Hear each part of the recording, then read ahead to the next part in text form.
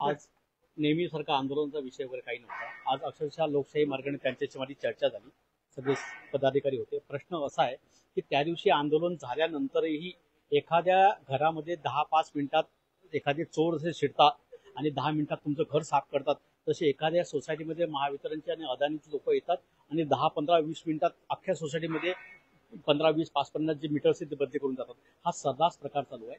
सन्माननीय इथं कार्यकारी जे अभियंता आहेत त्यांनी 15 दिवसापूर्वी 8 दिवसापूर्वी 2 तारखेला जूनला लिहून दिलेला आहे की आम्ही कुठल्याच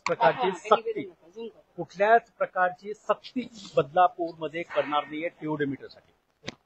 पण हे असं लिहून दिल्यानंतरही बदलापूरच्या लोकांना मी आज तुमच्या माध्यमातून सांगतो की अशा प्रकारचं महावितरणच्या माध्यमातून बदलापूर घरातल्या प्रत्येक माणसासाठी हे लेटर अतिशय महत्वाचं आहे की तुमच्यावरती कुठल्याच प्रकारची टीओडी मीटरच्या बाबतीत सक्ती नाही आहे। तुमच्याकडे जर महावितरणच्या माध्यमातून अदानी कंपनीचे समूहाचे लोक मीटर बदली करायसाठी येत असतील तर त्यांच्यावरती गुन्हा दाखल करण्याची प्रक्रिया सुद्धा यामध्ये आहे। आणि तुम्ही असं म्हणताय गुन्हा दाखल करण्याची प्रक्रिया आहे, परंतु आता ज्या दिवशी हे त्यांनी लिहून दिलं त्याच्या दुसऱ्या-तिसऱ्या दिवशी महावितरणाच्याच अधिकाऱ्यांकडून एक पोस्ट त्यांच्या माध्यमातून व्हायरल करण्यात आली।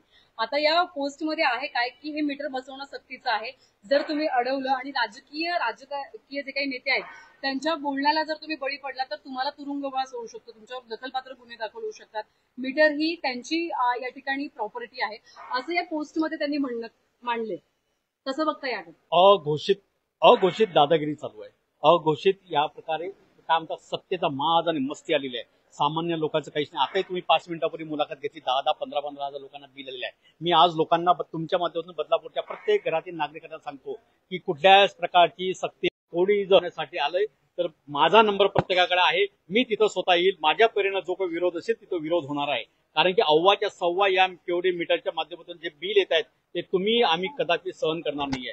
आणि सगळ्यात खेदाची गोष्ट एवढी आहे की सध्या मी या कार्यकारी अभियंता साहेब जे आहेत काटकर साहेब त्यांच्याशी चर्चा केली। त्यांचं म्हणणं असं आहे की त्या दिवशी तुम्ही जो मोर्चा काढला माझ्याकडनं हे तुम्ही जबरदस्तीने लिहून घेतलंय। एवढे मोठे कार्यकारी अभियंता ते केजी मध्ये नाही आहेत, बालवाडीमध्ये नाही आहेत, लहान मुलं नाही आहेत।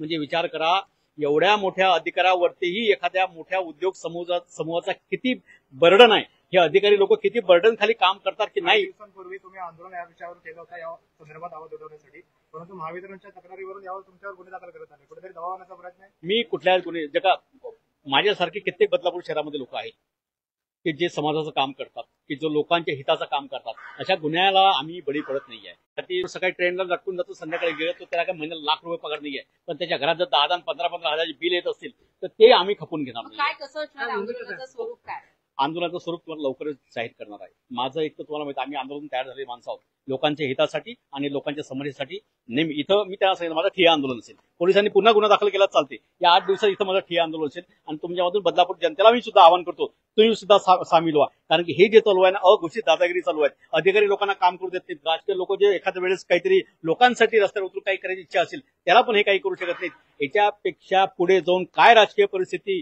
आणि कशी भयंकर परिस्थिती तुम्ही हा विचार करा। हा देश इथं बोलायसारखं नाही, पण हा देश हा भांडवलशाही लोकांच्या हातात चाललेला आहे। त्याचा पुरावा आता आहे की अदानी तुमच्या घरात येऊन तुमच्या नाकाठीतून तुम्हाला न विचारता ते मीटर लावतायत।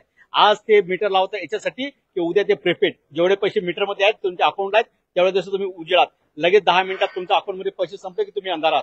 गोरगरीब आदिवासी त्याच्याकडे प्रीपेडची व्यवस्था नसेल, त्याच्याकडे अँड्रॉइड मोबाईल नसेल, तो कुठलं पैसे भरेल काय भरेल याचा काय। पण सरकार हे भांडवलशाहीचं आहे। अधिकारी लोक बिचारे त्यांनी आता हताश झालेले आहेत। एवढा मोठा कार्यकारी अभियंता तुमच्या समोर हताश झालेला साहेब माझी काय चूक आहे? तुम्ही दिल्लीला जाऊन करा, मुंबईला जाऊन आंदोलन करा, विचार करा। अधिकारी सुद्धा भांडवलशाही आणि उद्योगपत्याच्या या बर्डन खाली आहेत।